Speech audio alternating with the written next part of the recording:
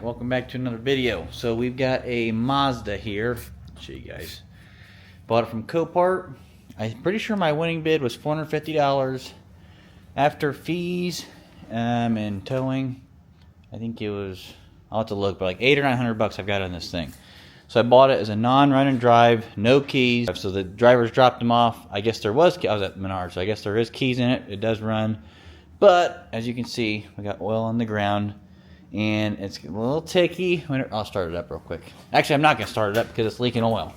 So I'm going to jack it up real quick, but that's weird how Copart works. Looked underneath of it, and it looks like it's around the filter. It doesn't mean it is a filter, but it's there because it's got rear end damage. So here's the damage right here. I won't get to yet, John. So we got a dent right here. We got some scrapes. Actually, we got a little dent here in the bumper. Nothing, I mean, minimal. We got a dent here. That'll pop out of the bumper. So it's almost, you know, you could drive just the way it is. It's not going to affect the way it drives. So I like buying them when they have a salvage title like this, because if you go to Copart and it's got a clean title and there's nothing wrong with it, that's when it's scary, because someone could take it there and sell their lemon, basically. So when they have a salvage title, that means it's, I think, that someone actually inspected it and said, well, this is too much damage, we're not going to mess with it. Typically, these older cars, they just total them and they're done with them. So, but we're going to get it jacked up real quick to the top, and let's see if we can find where that leak's coming from, and we'll see if I got a piece of junk here or something I can make money on. We'll see. All right, we've already got a little puddle starting on the ground. So first glance, I already peeked underneath there after I got it up, but look at that.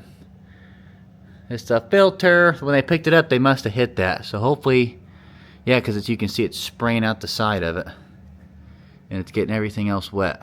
So, well, that's good. So hopefully that's all it is. But we'll check the front end, make sure the wheels aren't going to fall off of it, and then we'll take it for a drive once I get the filter changed and oil changed on it.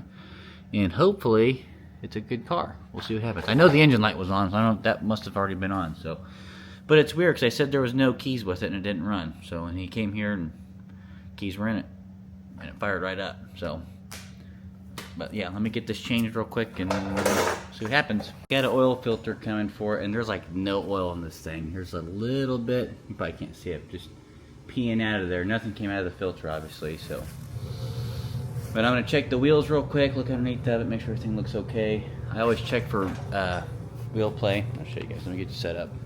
This should be okay. I always check side this. Ooh, wait. We got something going on here.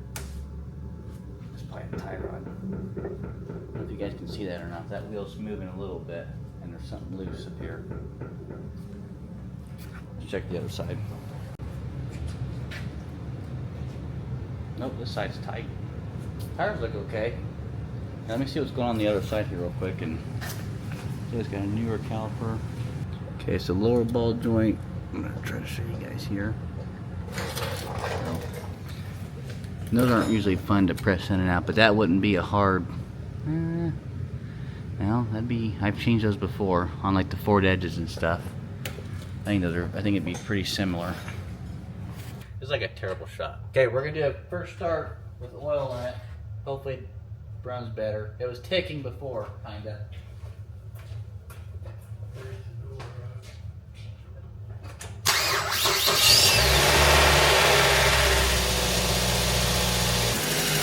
Still a little tricky, I guess.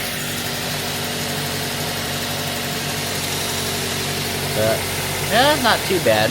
It's kind of going away. I'm gonna double check the oil, then we're gonna take it for a test drive. All right, pulling out of the lot here. I hear something in the back making noise.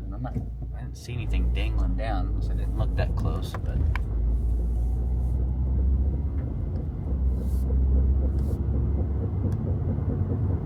hear that? Sounds like brakes revving. Whoa. Crap. This thing's scary. Watch this. This is dangerous. Watch my wheel. Oh my gosh. So those are my brakes. That might be part of that control arm too. Brakes, control arm might be part of that. The wheel's not gonna fall off of it, but it's... Oh my gosh, that's bad. Yeah, that would definitely, if someone doesn't know anything about cars, that would probably scare the crap out of somebody. Oh my gosh, that's bad. sucker around. If I don't come back on here, it's because I didn't make it back. I'm alive, made it back. So I'm definitely going to have to pull that in the shop now. So we may just cut to that. Yep. Huh? Yeah, we're going to cut to that, aren't we? Cut to the brakes. I think we got a good one so far. Alright, we got the Mazda back in here.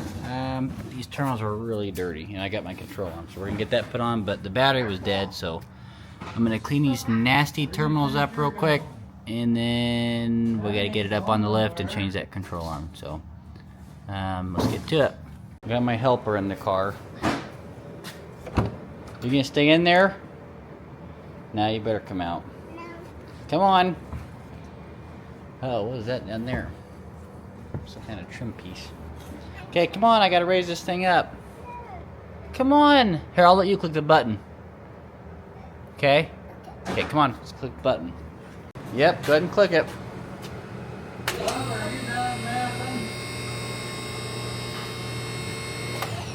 Keep clicking it.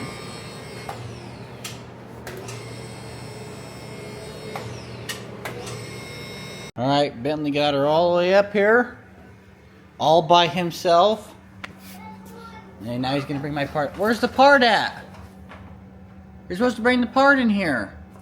No, it's too heavy. Oh, okay. But here's what we're changing. Obviously, this control arm, the whole lower control arm. So, they're actually really cheap. That shouldn't be too bad to change. I've done these before, so. Let's get this wheel off there. We'll change her, right? Yep.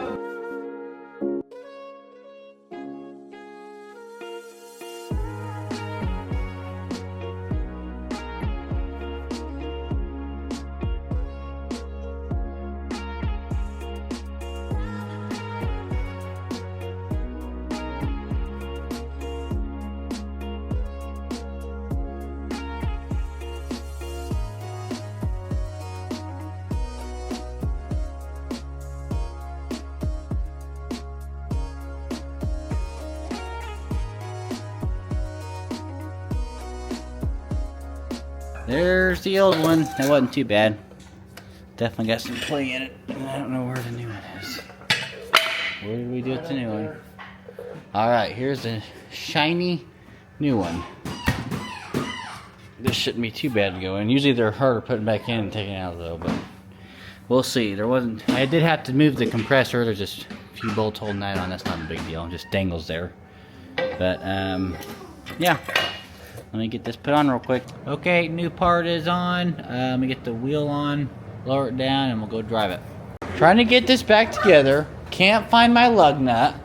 Bub doesn't know what. I knew he had one, didn't you?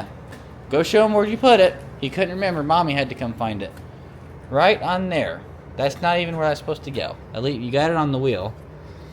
We spent a good 5-10 minutes looking for this thing. So now, the last piece of the puzzle. There's no plate now up front. The brakes may be out around still, so, whoops. Let me get it back together and we're going to go drive it real quick and see what it does. Alright, I'm going to hit the brakes real quick and we'll see if it still does it. Oh man, that's bad. I think it's the rotors. But either way, that lower ball joint was bad for sure, so. But I think we're definitely going to need some brakes on this one. That thing's shaking bad. Those rotors were pretty cooked. They had a pretty good gap on them, so, or lip, I mean. Alright, well, I'm just going to take this around the block, and then we'll bring it back in. It'll be tomorrow now, but it'll be the same video, so I'll see you guys in a second. Alright, we got the car back up on the lift. We're going to pop these wheels off, check out these brakes, and probably get some parts ordered here. Come on and check out your puzzle. Puzzle?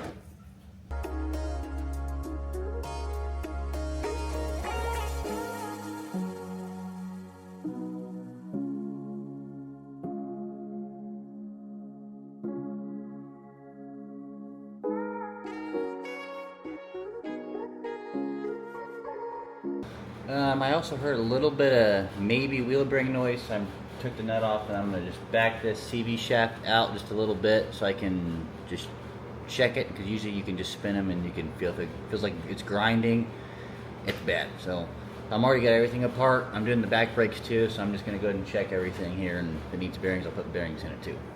That was a mistake, trying to take that freaking bearing out. I got it all back together now, but that was just a big job working backwards. And I broke the wheel speed sensor, so I gotta get a new sensor for that now. So I got it all back together, but I gotta get the brakes put back on this side and hook the tie rod end up too, and then put the brakes on it. So we'll see what happens here. But yeah, that was not fun. I'm not messing with the wheel bearings now. All right, back brake is done. We're waiting on our wheel speed sensor for up front. I'm gonna hop to the other side and get this other side done, and then we'll do the front side.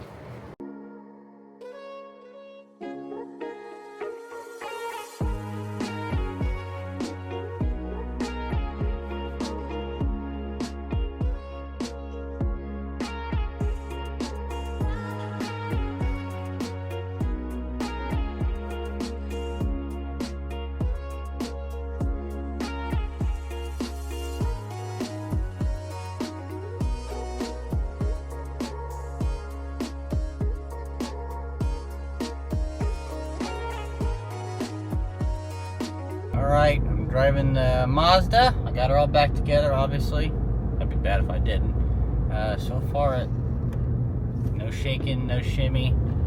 This seems to be running good. So I'm going to drive it for just a little bit here and take it down the road 60 miles an hour or so and try it out, and I'll be back.